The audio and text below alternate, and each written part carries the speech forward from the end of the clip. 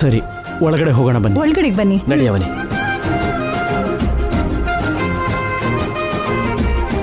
ಬನ್ನಿ, ಕೂತ್ಕೊಳ್ಳಿ. ಕೂತ್ಕೋ ಅವನಿ. ಸುಜಾತ, ಸ್ವಲ್ಪ ಕಾಫಿ ತಗೊಂಡ್ ಬಾ. ಹಾ ಸರಿ. ಅಣ್ಣ ಅದೇನೋ ಬೇಡ, ಅದಕ್ಕೆ ಅದೇನೋ ಬೇಡ, ಈಗಷ್ಟೇ ಕುಡ್ಕೊಂಡು ಬಂದೆ. ಅಕ್ಕ ನೀನು ಕೂತ್ಕೋ.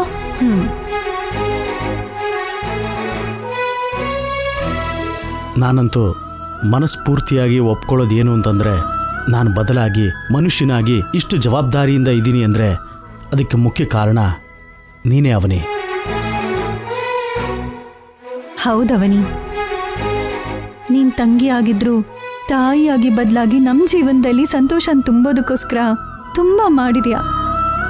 ನೀನ್ ಮಾಡಿರೋ ಸಹಾಯನ ಯಾವತ್ತಿಗೂ ಮರೆಯೋದಕ್ಕಾಗಲ್ಲ. ಅಯ್ಯೋ ಅಕ್ಕ, ಅಷ್ಟು ದೊಡ್ಡ ಮಾತು ಯಾಕೆ? ಎಲ್ರೂ ಸಂತೋಷವಾಗಿರ್ಬೇಕು. ನಮಗೂ ಕೂಡ ಅಲೇಖ್ಯ ಸಮಸ್ಯೆ ನೆನ್ನೆನೆ ಮುಗ್ದು ಹೋಗಿದ್ದಕ್ಕೆ ದೊಡ್ಡ ಭಾರ ಇಳ್ದಾಗಾಯ್ತು. ನಡೆದಿದ್ದೇನೋ ನಡೆದೋಯ್ತು. ಇನ್ಮೇಲಿಂದ ಯಾವುದೇ ರಿಸ್ಕ್ ಕೂಡ ತಗೋಬೇಡ. ಹೌದು ಅವನಿ, ಇನ್ಮೇಲಿಂದ ನೀವು ನಿಮ್ಮ ವೈಯಕ್ತಿಕ ಜೀವನದಲ್ಲಿ ಎಷ್ಟು ಆನಂದವಾಗಿರಬೇಕೋ ಅದನ್ನು ಮಾತ್ರ ಯೋಚನೆ ಮಾಡಿ. ಎಲ್ಲ ಸಮಸ್ಯೆನೂ ಪರಿಹಾರ ಆಯ್ತು, ಆದ್ರೆ ಇನ್ನೊಂದು ಸಮಸ್ಯೆ ಬಾಕಿ ಇದೆ ಬಾವ. ನಿಹಾರಿಕ್ ಅದು ಸುಳ್ಳು ಜಾತಕ ಅಂತ ಎಲ್ರೂ ಮುಂದೆನೂ ಸಾಬೀತ್ ಮಾಡ್ಬೇಕು.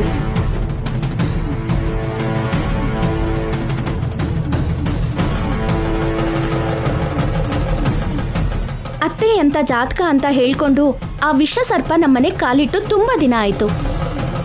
ಆ ನಿಜಾನ ಬಯಲ್ ಮಾಡಿ ಆ ಸರ್ಪನ ಮನೆಯಿಂದ ಹೊರಗಡೆ ಓಡಿಸ್ಬೇಕು. ನಿಹಾರಿಕ ನಮ್ಮ ಅಣ್ಣನ ಪೂರ್ತಿಯಾಗಿ ತನ್ನ ಕಡೆಗೆ ತಿರುಗಿಸ್ಕೊಂಡಿದ್ದಾಳೆ. ಅಕ್ಕನ ಮನಸ್ಸು ಅದಕ್ಕೆ ಮನಸ್ಸನ್ನ ಬದಲಾಯಿಸ್ತಾಳೆ.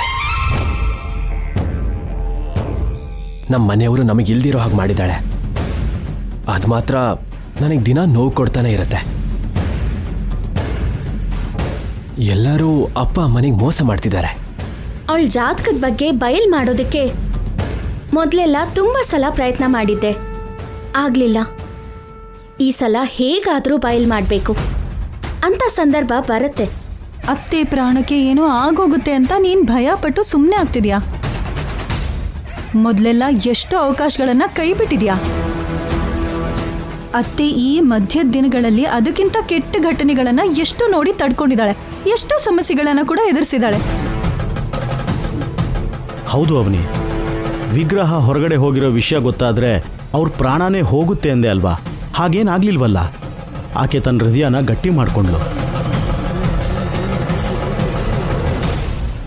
ಅತ್ತೆ ಆಯಸ್ಸು ಗಟ್ಟಿ ಅವನಿ. ಅತ್ತೆಗೇನೋ ಆಗೋಗುತ್ತೆ ಅಂತ ನೀನೇನು ಯೋಚನೆ ಮಾಡಬೇಡ. ಅವಳು ಮೊಮ್ಮಕ್ಕಳ ಸಂತಾನ ನೋಡ್ತಾಳೆ, ಅವ್ರ ಜೊತೆಯಾಗಿದ್ದು ಮದುವೆಯನ್ನು ಕೂಡ ಮಾಡ್ತಾಳೆ. ಅಲ್ಲಿವರೆಗೂ ಅತ್ತೆ ಬದುಕೇ ಇರ್ತಾಳೆ. ನೀವು ಭಯ ಪಡ್ದೇನೆ ಮುಂದೆ ಹೆಜ್ಜೆ ಇಡಿ. ಹೌದು ಅವನಿ, ನೀನು ಎಲ್ಲರ ಸಮಸ್ಯೆನೂ ಬಗೆಹರಿಸ್ತಾ ಇದೆಯಾ. ನಿನ್ನ ಸಮಸ್ಯೆನ ನೀನು ಪರಿಹಾರ ಮಾಡ್ಕೋತಿಲ್ಲ. ತಕ್ಷಣ ಈ ವಿಷಯದ ಬಗ್ಗೆ ನಿಮ್ಮ ಅತ್ತೆ ಮಾವನ ಹತ್ರ ಮಾತಾಡು. ಮನೇಲಿ ಗೆದ್ದು ಹೊರಗಡೆ ಗೆಲ್ಬೇಕು ಅಂತಾರೆ. ಮೊದಲು ನೀನು ಮನೇಲಿ ಗೆಲ್ಲು ಅವನಿ. ನೀನೇನಂತೀಯ ಶ್ರೀಕರ್? ನೀವು ಹೇಳಿದ್ದು ನಿಜ. ಅದಕ್ಕೆ ಈ ಮಧ್ಯದಲ್ಲಿ ನಮ್ಮ ಮನೇಲಿ 100 ಸಮಸ್ಯೆಗಳು ಬಂತು. ಆದರೂ ಸರಿ, ಅಮ್ಮನ ಪ್ರಾಣಕ್ಕೆ ಏನೂ ಆಗಲಿಲ್ಲ. ಇನ್ನು ನಿಹಾರಿಕನ್ ವಿಷಯನ ಹೇಳ್ಬಿಡೋದು ಒಳ್ಳೆಯದು. ಇವತ್ತು ನಾನೊಂದು ಹೆಜ್ಜೆ ಮೇಲಕ್ಕೆ ಬಂದಿದ್ದೀನಿ. ನನ್ನ ಮನೆಯಲ್ಲಿ ಸಂತೋಷಕರವಾದ ದಿನ ನಡೀತಾ ಇದೆ ಅಂದರೆ ನಿಮ್ಮನೆಯಲ್ಲೂ ಕೂಡ ನಿಮ್ಮ ವಿಷಯದಲ್ಲೂ ಹೀಗೆ ನಡಿಬೇಕು ಅಂತ ನಾನು ನಿಮ್ಮ ಅತ್ತಿಗೆ ಕೇಳ್ಕೊತಿದ್ದೀವಿ ಶ್ರೀಕರ್. ನನ್ನ ತಂಗಿ ಇನ್ನೆಷ್ಟು ಕಾಲ ಸಮಸ್ಯೆಗಳು ಸುಳಿಲ್ ಸಿಕ್ಕಾಕೋಬೇಕು? ಇನ್ನೆಷ್ಟು ದಿನ ಆ ದುಷ್ಟೆ ಜೊತೆ ಹೋರಾಡಿ ಸೋಲ್ಬೇಕು? ಇನ್ನಾದ್ರೂ ಗೆಲ್ಬೇಕಲ್ವಾ? ಅವನಿ, ನಿಮ್ಮ ಅಕ್ಕ ಬಾಬಾ ನಮ್ಮ ಒಳ್ಳೇದಕ್ಕೋಸ್ಕರನೇ ಹೇಳ್ತಿದ್ದಾರೆ. ನಾವಿನ್ನೂ ಕಾಯಕ್ಕೆ ಹೋಗಬಾರ್ದು. ನೀವು ನಿರ್ಲಕ್ಷ್ಯ ಮಾಡೋ ಅಷ್ಟೂ ನಿಮ್ಮ ಕೊರಳಿಗೆ ಆ ನಿಹಾರಿಕ ಹಾವಿನ ಹಾಕಿ ಸುತ್ಕೋತಾಳೆ. ನಡಿಯವನಿ, ಅಪ್ಪ ಅಮ್ಮನ ಹತ್ರ ಈ ವಿಷಯದ ಬಗ್ಗೆ ಈಗಲೇ ಮಾತಾಡೋಣ. ಆ ಅಮ್ಮನವ್ರ ಆಶೀರ್ವಾದ ನಿಮಗಿರುತ್ತೆ. ಏನೂ ಭಯ ಪಡ್ಬೇಡ ಅವನಿ. ನೀವಿನ್ ಹೊರಡಿ. ಸರಿ ಅಕ್ಕ. ಬರ್ತೀವಿ ಅಣ್ಣ, ನಡಿ ಅವನಿ. ಬರ್ತೀನಿ ಬಾವಾ. ಸರಿ ಅವನಿ.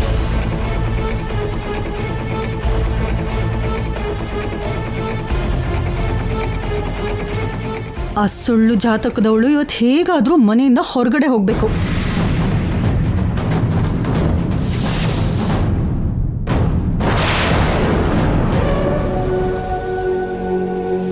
ಸುಜಾತ, ನಾನು ಕೂಡ ಹೋಗಿ ಬರ್ತೀನಿ. ಆ,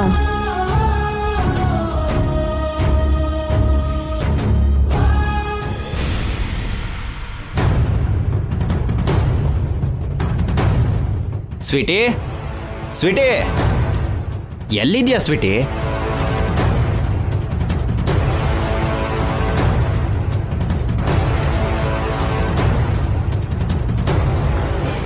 ಕನ್ನಿಂಗ್ ಆಗಿರೋ ಅಷ್ಟು ದಿನ ಲೈಫ್ಗೆ ರನ್ನಿಂಗ್ ಇರುತ್ತೆ ಅಂತ ನಂಬಿರೋ ನನ್ನ ಸ್ವೀಟಿ ಒಬ್ಳೆ ಕೂತ್ಕೊಂಡು ಇಷ್ಟು ಸೀರಿಯಸ್ ಆಗಿ ಯೋಚನೆ ಮಾಡ್ತಿದ್ದಾಳೆ ಅಂದ್ರೆ ಇವತ್ತು ಅವನಿಗೆ ಮಾರಿ ಹಬ್ಬ ಅಂತಾನೆ.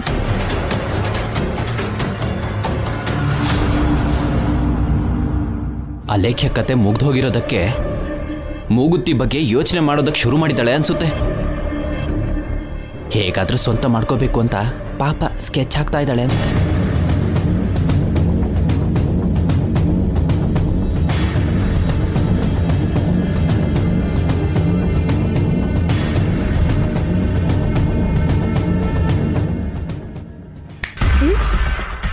ಏನ್ ಯೋಚನೆ ಮಾಡ್ತಿದ್ಯಮ್ಮ?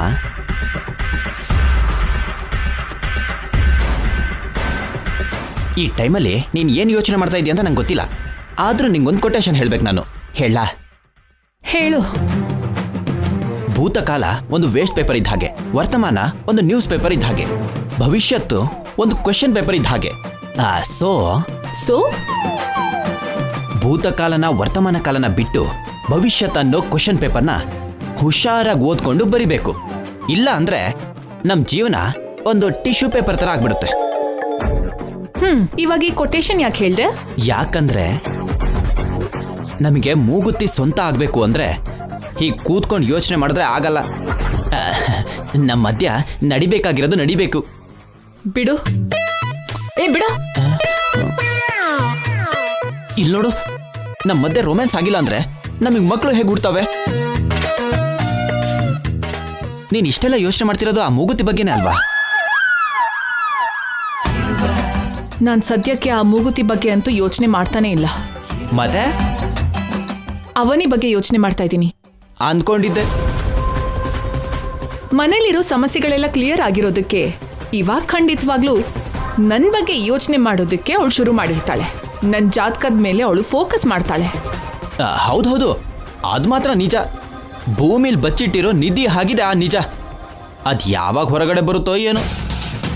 ನಂದು ಸುಳ್ಳು ಜಾತಕ ಅಂತ ಅವಳಿಗೆ ವಿಷಯ ಗೊತ್ತಾದಾಗಿಂದ ಬಯಲ್ ಮಾಡೋದಕ್ಕೆ ತುಂಬಾ ಟ್ರಯಲ್ಸ್ ಮಾಡಿ ಫೇಲ್ ಆದ್ಲು.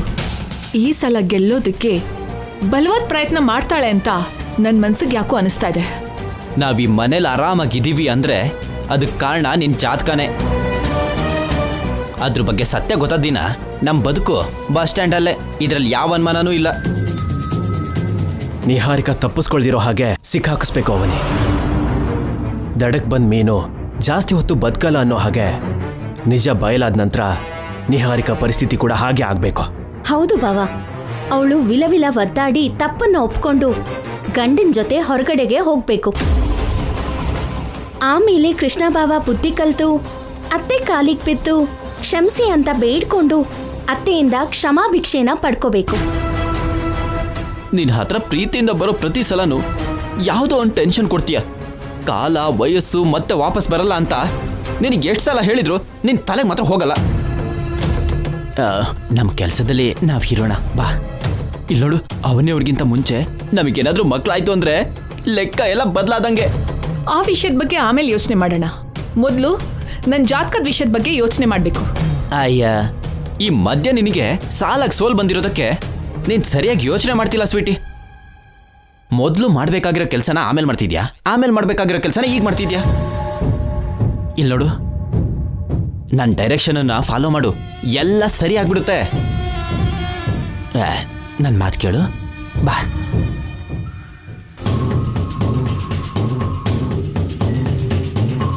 ನಿನಗೆ ಹೇಳಿದ್ದು ಬಾ. ಇರು ಕೃಷ್ಣ. ಇನ್ನು ನಾನು ಸುಮ್ಮನೆ ಇರಲ್ಲ. ಯುದ್ಧ ಶುರು ಆಗ್ಲೇಬೇಕು. ನಾವು ಧೈರ್ಯ ತಗೊಂಡು ಇಲ್ಲಿವರೆಗೂ ನಡೆದಿದ್ದನ್ನ, ನಿಹಾರಿಕಾ ಮಾಡಿದ್ದನ್ನ ಎಲ್ಲಾನು ಬಯಲು ಮಾಡಬೇಕು. ಬಾವಾ, ಅತ್ತೆಗೆ ಏನಾದರೂ ಆಗತ್ತೆ ಅಂತ ತುಂಬಾ ಭಯ ಆಗ್ತಾ ಇದೆ. ಯಾವುದೇ ಅಪಾಯನೂ ಆಗಲ್ಲ. ಅಮ್ಮ ತಡ್ಕೋತಾಳೆ, ನಾನು ಮಾತು ಕೊಡ್ತೀನಿ. ಇಷ್ಟು ದಿನ ಅಮ್ಮನ ಬಗ್ಗೆ ಯೋಚನೆ ಮಾಡಿ ಸುಮ್ಮನಾದ್ವಿ. ಇನ್ಮೇಲೆ ಬೇರೆ ಸಮಸ್ಯೆ ಬರಬಾರ್ದು ಅಂದ್ರೆ ನಾವು ಸುಮ್ಮನಿರಬಾರ್ದು.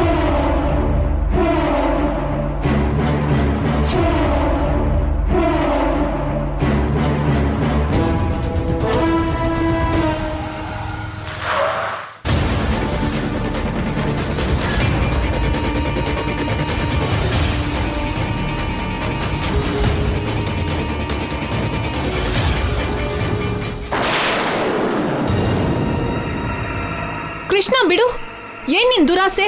ಸಮಯ ಸಂದರ್ಭ ಇಲ್ವಾ? ನಾವು ಯೂತ್ ಸ್ವೀಟಿ, ನಮಗೆ ಸಮಯ ಸಂದರ್ಭ ಎಲ್ಲ ಯಾಕೆ ಬೇಕು? ಬಾಗ್ಲು ಮುಚ್ತೀನಿ, ನೀನ್ ರೆಡಿಯಾಗಿರು ಸ್ವೀಟಿ. ಅಯ್ಯೋ, ಆ!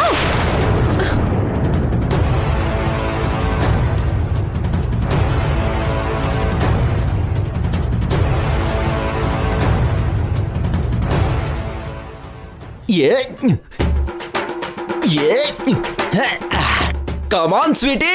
ಕೃಷ್ಣ ಬಿಡ್ತೀಯಾ?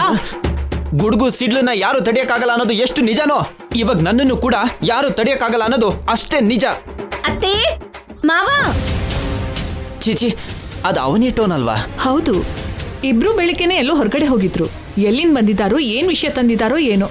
ನಡಿ ಹೋಗಿ ನೋಡೋಣ. Sweetie sweetie sweetie sweetie sweetie. ಯುದ್ಧ ಶುರು ಆಗೋಕ್ಕೂ ಮುಂಚೆನೇ ಮುಗ್ದೋಗ್ಬಿಡ್ತು.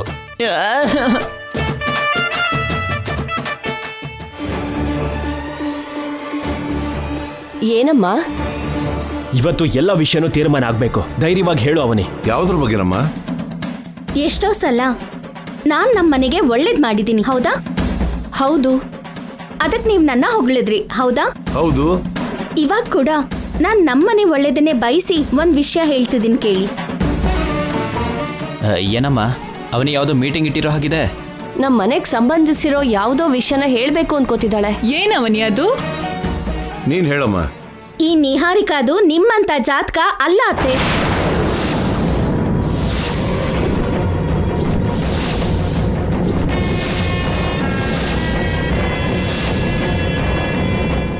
ನಿಹಾರಿಕಾ ಜಾತಕ ಬೇರೆ.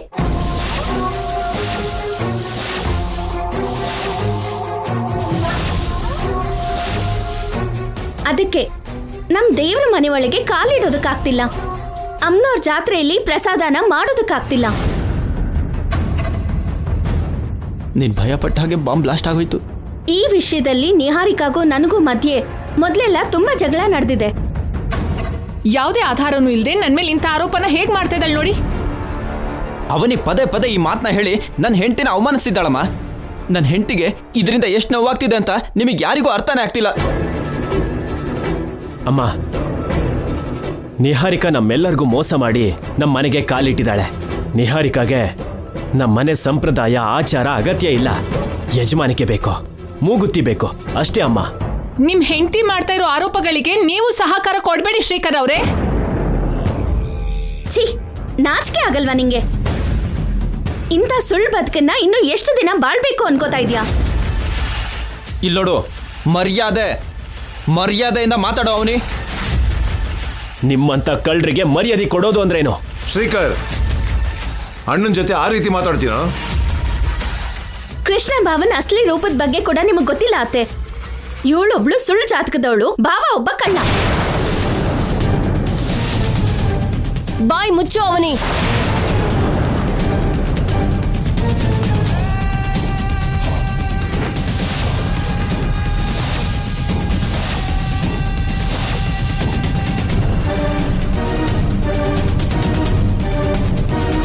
ನಮ್ಮ ಕಣ್ಣು ಮುಂದೆನೆ ನಮ್ಮ ಮಗ ಸೊಸೆನ ಕಳ್ರು ಅಂತಿದ್ಯಾ? ಎಷ್ಟು ಧೈರ್ಯ ನಿನ್ಗೆ? ಹಾಗಲ್ಲ ಅತ್ತೆ. ಇನ್ನೇನು ಮಾತಾಡ್ಬೇಡ.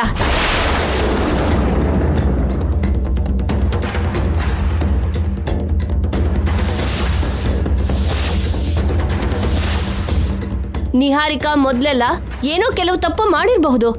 ಅಷ್ಟು ಮಾತ್ರಕ್ಕೆ ಸುಳ್ಳು ಜಾತಕ ಅಂತ ಹೇಗೆ ಹೇಳ್ತೀಯಾ? ಕೃಷ್ಣ ಚಿಕ್ಕ ವಯಸ್ಸಿಂದನೂ ನಮ್ಮ ಜೊತೆ ಬೆಳೆದೇ ಇರ್ಬೋದು. ಆಟೋ ಓಡಿಸ್ಕೊಂಡು ವಯಸ್ಸಾದವ್ರ ತಂದೆ ತಾಯಿನ ಪೋಷಣೆ ಮಾಡಿದಾನೆ. ಅಂತ ಜವಾಬ್ದಾರಿ ಇರೋನ್ನ ಕಳ್ಳ ಅಂತ ಹೇಗಂತ್ಯಮ್ಮ? ಕರೆಕ್ಟಾಗಿ ಕೇಳಿದ್ರಿ ಅಪ್ಪ. ಮೊದ್ಲೆಲ್ಲ ನೀವು ನಿಹಾರಿಕಾ ಜಾತಕ ನನ್ನ ಜಾತಕದ ಜೊತೆ ಸಮಾನವಾಗಿರೋದಲ್ಲ ಅಂತ ಹೇಳಿರೋ ಸಂದರ್ಭಗಳು ಇದೆ. ಈ ಕಾರ್ಯಕ್ರಮ ನಡೆಯೋದಕ್ಕೆ ಅವಕಾಶ ಇಲ್ಲ ಅಮ್ಮ. ನಿಹಾರಿಕಾದು ಅಮ್ಮನಂತಹ ಜಾತಕ ಅಲ್ಲ, ಅದಕ್ಕೆ. ಅವಾಗ ನಾವು ಹೇಳಿದ್ದು ನಿಜಾನೇ ಅತ್ತೆ. ಆ ವಿಷಯನ ನಮಗೆ ಸ್ವತಃ ಸ್ವಾಮೀಜಿ ಅವರೇ ಹೇಳಿದ್ರು.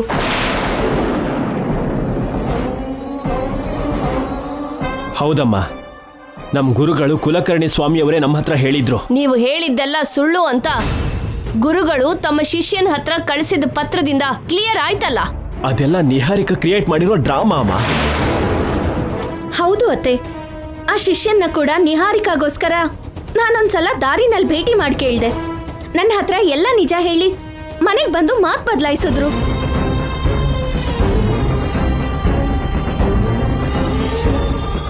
ಈ ನಿಹಾರಿಕಾ ಏನಾದ್ರೂ ಮಾಡ್ತಾಳೆ ಅತ್ತೆ.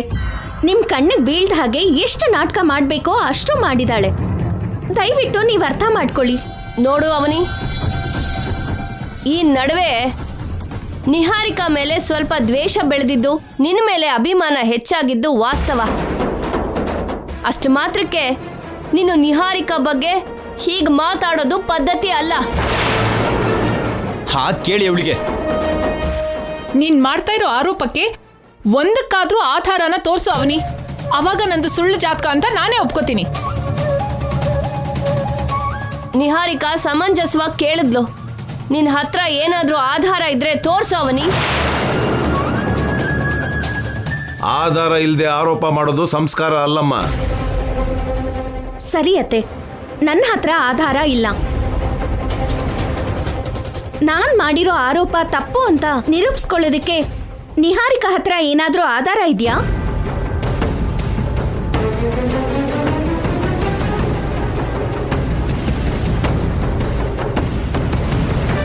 ಅವನಿ ಕೇಳಿದ್ದು ಕೂಡ ಕರೆಕ್ಟೇ ಅಲ್ವೇನಮ್ಮ? ನೀನ್ ಒಳ್ಳೆಯವಳು ಅಂತ, ನನ್ನಂತ ಜಾತಕ ಹೊಂದಿರೋಳು ಅಂತ ನಿರೂಪಿಸ್ಕೊಳ್ಳೋದಿಕ್ಕೆ ನಿನ್ ಹತ್ರ ಏನಾದ್ರೂ ಆಧಾರ ಇದೆಯಾ?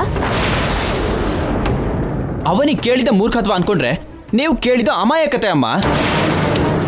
ಕೆಟ್ಟವರನ್ನ ನಿರೂಪಿಸೋದಕ್ಕೆ ಆಧಾರಗಳು ಇರುತ್ತೆ, ಆದ್ರೆ ಒಳ್ಳೆಯವರು ಅಂತ ನಿರೂಪಿಸೋದಕ್ಕೆ ಏನ್ ಆಧಾರ ಇರುತ್ತೆ? ಯಾಕಿರಲ್ಲ ಅಣ್ಣ, ಇರುತ್ತೆ. ಏನಿರುತ್ತಾ? ಏನಿರುತ್ತೆ? ಅದಿದ್ದೇ ಇರುತ್ತೆ. ಇಲ್ಲಿ ನೋಡು, ಹುಚ್ಚಾಗಿ ಮಾತಾಡ್ಬೇಡ ಅಮ್ಮ. ಇವ್ರು ಹೇಗಾದ್ರೂ ಮಾಡಿ ತಪ್ಪಿಸ್ಕೊಳ್ಳೋದಕ್ಕೆ, ನಮ್ಮನ್ನ ಕೆಟ್ಟವರನ್ನಾಗಿ ಮಾಡೋದಕ್ಕೆ ಹೀಗೆಲ್ಲ ಮಾತಾಡ್ತಿದ್ದಾರೆ. ಆಧಾರ ಬೇಕು ಅಂತ ನೆಪ ಹೇಳ್ತಿದ್ದಾರೆ. ನಾವು ಭಯ ಪಡ್ಬೇಕಾಗಿರೋ ಅವಶ್ಯಕತೆ ಇಲ್ಲ ಕೃಷ್ಣ. ದೇವ್ರ ದಯೆಯಿಂದ, ನಮ್ ಕುಲದೇವ್ರ ದಯೆಯಿಂದ ನಮ್ಮ ಹತ್ರ ಒಂದು ಆಧಾರ ಇದೆ.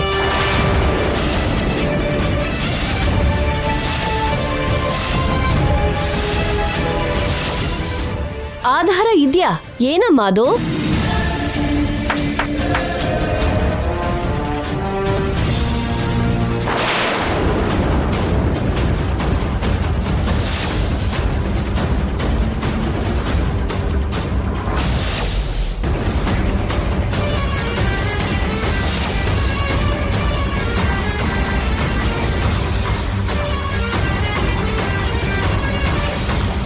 ಗುರುಗಳ ಶಿಷ್ಯ ಅಲ್ವಾ?